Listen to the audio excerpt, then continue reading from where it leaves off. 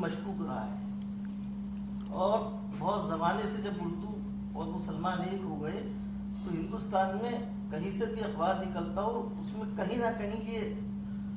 رہتا ہے معاملہ، اور رہتا تھا، بہت ماضی بعید سے رہتا تھا کہ یہ مسلمانوں کی بات ہم کر رہے ہیں تو وہ جس ریلیشن کی اور جس آپ علاقائی کردار کی بات کر رہے ہیں وہ بہت مشکوک چیز ہے۔ دو تین باتیں میں اس کے سے شروع میں کہنی چاہتا تھا، چونکہ یہ بہرحال یونیورسٹی کا سیمینار ہے اور کسی ٹیلی ویژن کا شو نہیں ہے، تو کچھ ہمیں سنجیدہ باتیں میرے خیال میں اس میں کرنی چاہیے۔ میں اس پہ کوئی سوال نہیں کروں گا کہ جامع جہاننما پہلا اردو اخبار تھا یا نہیں تھا، موقع بھی نہیں ہے، بہرحال اس وقت وہ نہیں ہوگا تو اس سے 10 سال 20 سال پہلے کوئی اخبار رہا ہوگا۔ لیکن بنیادی بات یہ ہے کہ 1875 میں پہلی دفعہ آپ کسی زبان کے لیے لفظ اردو کا استعمال کرتے ہیں، اور یہ استعمال 19ویں صدی کے آخر تک محدود ہے۔ 20ویں صدی کی دوسری دہائی میں اقبال کے ہاں بہت سارے اشعار آپ کو مل جائیں گے جہاں انہوں نے اردو کے لیے ہندی کا استعمال کیا ہے۔ غالب کی خطوں میں صرف 2 یا 3 جگہ لفظ اردو کا استعمال ہوا ہے۔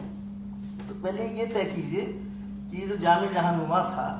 یہ اردو کا اخبار تھا یا اس زمانے میں اس زبان کو جسے آپ آج اردو کہہ رہے ہیں اس کا جو نام تھا یعنی ہندی، وہ ہندی کا اخبار تھا۔ یہ ایک علمی بحث ہے، اس پہ میرے خیال میں بات کی جانی چاہیے۔ شافع صاحب ہمارے استاد، ہمارے استادوں کے استاد یہاں موجود ہیں، تو میرے خیال میں ایک سنجیدہ بات ہمیں اس پہ کرنی چاہیے۔ دوسری بات یہ ہے کہ جو آزادی سے پہلے کی صحافت ہے تو میں اس کو صرف پچھلے 50 سالوں کی بات کروں گا، یعنی 1900 سے 1947 تک اس کو آپ لے لیجیے،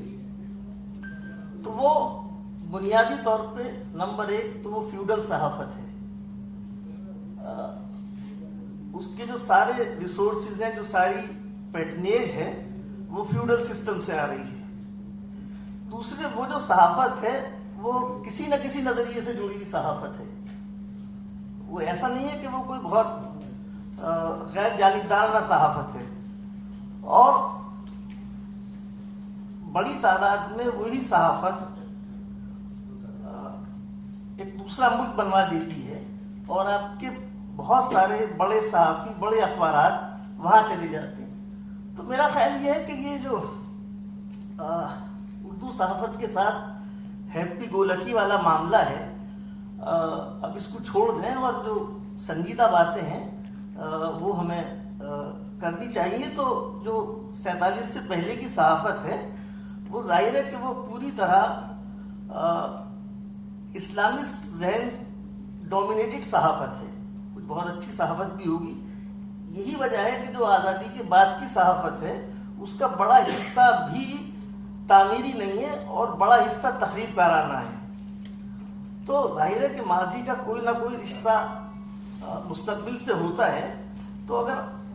جو آزادی سے پہلے کی صحافت ہے اسے اگر آپ آزادی کے بعد کی صحافت کے تناظر میں دیکھیں گے تو پھر اور ذرا سا پیچھے چلے جائیے کہ انگریزوں کے آنے کے بعد جو کچھ ہمارے یہاں ہو رہا تھا اس کا عکس 1900 سے 1947 تک کی صحافت ہے، اور 1947 کے بعد کی جو صحافت ہے اس کے مختلف ادوار ہیں۔ تو میرا خیال یہ ہے کہ جو یہاں دوسرے پینلسٹ ہیں اور جو دوسرے لوگ ہیں، میرا خیال یہ کہ وہ بھی اس پہ سوال کریں، اور ہم لوگ اس پہ بحث و تمیز کے بعد کسی بہتر نتیجے پہنچیں۔ شکریہ۔